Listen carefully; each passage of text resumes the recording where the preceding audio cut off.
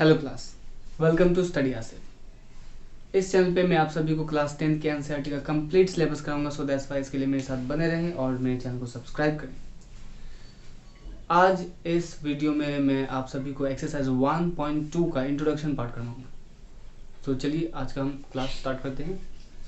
So first of all जो हमारा basic जो पॉइंट होगा वो हम प्राइम नंबर्स और कंपोजिट नंबर्स के बारे में देखेंगे। तो एक तरफ हम लिखते हैं prime numbers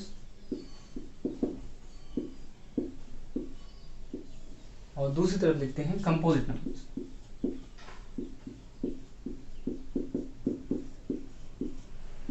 so what exactly are these two numbers? ये दो नंबर एक्चुअली में है क्या? तो सिंपली अगर हम प्राइम नंबर्स की बात करें तो ऐसे नंबर्स जिनके सिर्फ और सिर्फ दो फैक्टर हों।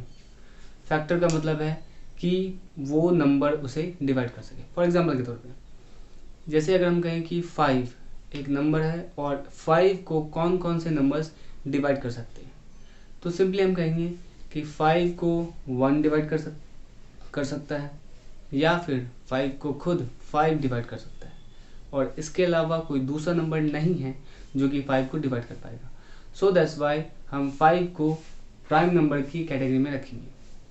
ठीक, इसके अलावा अगर हम 4 को देखें तो नंबर 4 को 1 डिवाइड कर सकता है, नंबर 2 से भी 4 डिविजिबल है और इटसेल्फ यानी कि वो 4 खुद 4 से डिविजिबल है। सो दैट्स वाई 4 के केस में हमने देखा कि नंबर 4 को 3 अलग अलग नंबर्स डिवाइड कर सकते हैं। सो दैट्स वाई 4 को हम रखेंगे कंपोजिट नंबर की कैटेगरी में। तो चलिए अब डेफिनेशन लिख लेते हैं। तो प्राइम नंबर में हम लिखेंगे a number which have only two factors। Okay, और कंपोजिट नंबर में हम लिखेंगे a number which have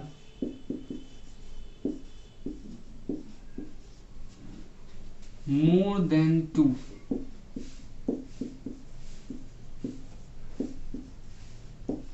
factors. Okay, बहुत ही सिंपल सी बात है कि अगर हम प्राइम नंबर की बात करें तो 2 फैक्टर्स होने चाहिए। कंपोजिट नंबर में 2 से ज़्यादा होना चाहिए, हमेशा 2 होगा तो वो प्राइम नंबर की कैटेगरी में आ जाएगा, बट अगर 2 से ज़्यादा होगा तभी वो कंपोजिट नंबर की कैटेगरीज में आएगा। तो चलिए अब हम कुछ एग्जाम्पल्स देख लेते हैं। तो प्राइम नंबर में हम ले लेंगे सबसे पहले 2। अगर हम 2 को देखें सो 2 is divisible by 1 and 2 itself. So that's why 2 को हम रखेंगे प्राइम नंबर की कैटेगरी में। इसके बाद अगर हम देखें तो हम 3 को ले सकते हैं।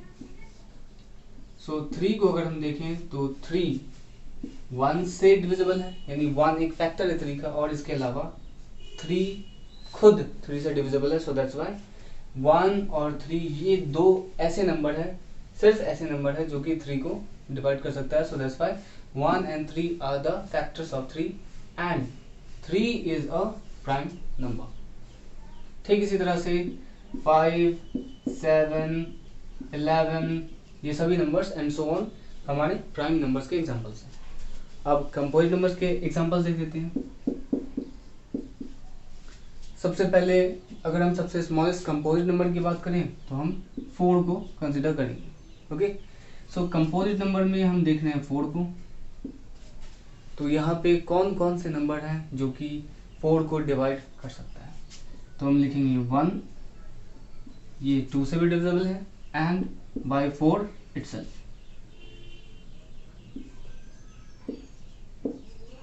ओके, तो 4 जो है वो 1 से भी डिविजिबल है, 2 से भी डिविजिबल है और 4 इटसेल्फ से भी डिविजिबल है। सो दैट्स व्हाई हम कंपोजिट नंबर को कहेंगे that it is a composite, 4 is a composite number. एक दूसरा देखते हैं एग्जांपल।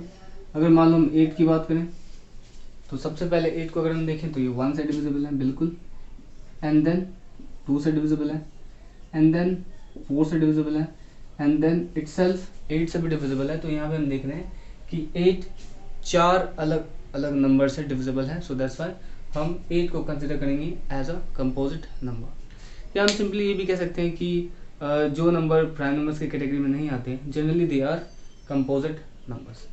तो इसके कुछ और एग्जांपल्स हम देख लेते हैं।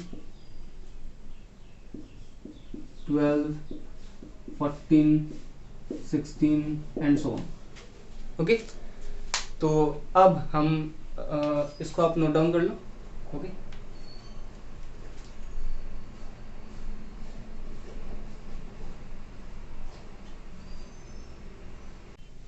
तो अब हम लोग डिस्कस करेंगे थ्योरम 1.2 को।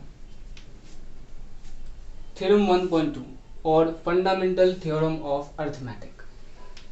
Every composite number can be expressed factorized as a product of primes, and this factorization is unique apart from the order in which the prime factors occur। यानी कि जो थ्योरम 1.2 है इसी को हम फंडामेंटल थ्योरम ऑफ अरिथमेटिक भी कहते हैं। अपार्ट फ्रॉम दैट, अब इसकी डेफिनेशन की एक्सप्लेनेशन की बात करें, सो यहाँ पे कहा जा रहा है कि जितने भी कंपोजिट नंबर है उनको हम एक्सप्रेस कर सकते हैं या फिर फैक्टराइज कर सकते हैं as a product of primes. यानी कि अगर कोई कंपोजिट नंबर है तो उनको हम उनके प्राइम नंबर्स के जो फैक्टर्स है उनके प्रोडक्ट के फॉर्म में यानी मल्टीप्लाई के फॉर्म में उनको लिख सकते हैं। And this factorisation is unique, और वो जो हमारे पास सीरीज आएगा फैक्टराइजेशन का वो बिल्कुल यूनिक होगा, बिल्कुल अलग होगा, apart from the order in which the prime factors occur. लेकिन अगर हम उसके ऑर्डर की बात करें तो वो ऑर्डर्स अगर हम आगे पीछे कर दें, जैसे मान लो हमारे पास किसी नंबर का फैक्टराइजेशन 1 × 2 × 3 आता है, तो अगर हम इन ऑर्डर्स को आगे या पीछे कर दें तो उससे उसके वैल्यू पे कोई असर नहीं पड़ेगा। सो दैट्स व्हाई इसके कुछ एग्जांपल्स देख लेते हैं।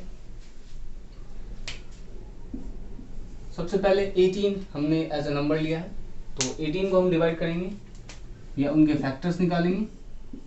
सो 2 से डिवाइड करेंगे, देन वी हैव 9 को अगर हम ब्रेक करेंगे तो ये 3 के फॉर्म में आएगा। ओके, तो हम यहाँ पे लिख सकते हैं 2 × 3 × 3। सो दैट्स व्हाई यहाँ पर 18 को हमने इनके प्राइम नंबर्स में हमने इनको ब्रेक किया है जो कि इनके फैक्टर्स हैं। ओके, इसके अलावा एक और एग्जांपल देख लेते हैं। फॉर एग्जांपल मान लो 50 ले लेते हैं। सो 50 को अब हम यहाँ पे ब्रेक करेंगे। So we have 25 here and again 5 × 5। Okay, तो यहाँ पे जो हमारे पास सीरीज आएगा 2 × 5 × 5। सो दैट्स व्हाई इस थ्योरम में इतना ही था कि सिंपली हम किसी भी कंपोजिट नंबर को उनके प्राइम नंबर्स के फैक्टर्स के प्रोडक्ट के फॉर्म में लिख सकते हैं। सो इसको आप नोट डाउन कर लो। सो इस वीडियो में इतना ही। Thank you so much.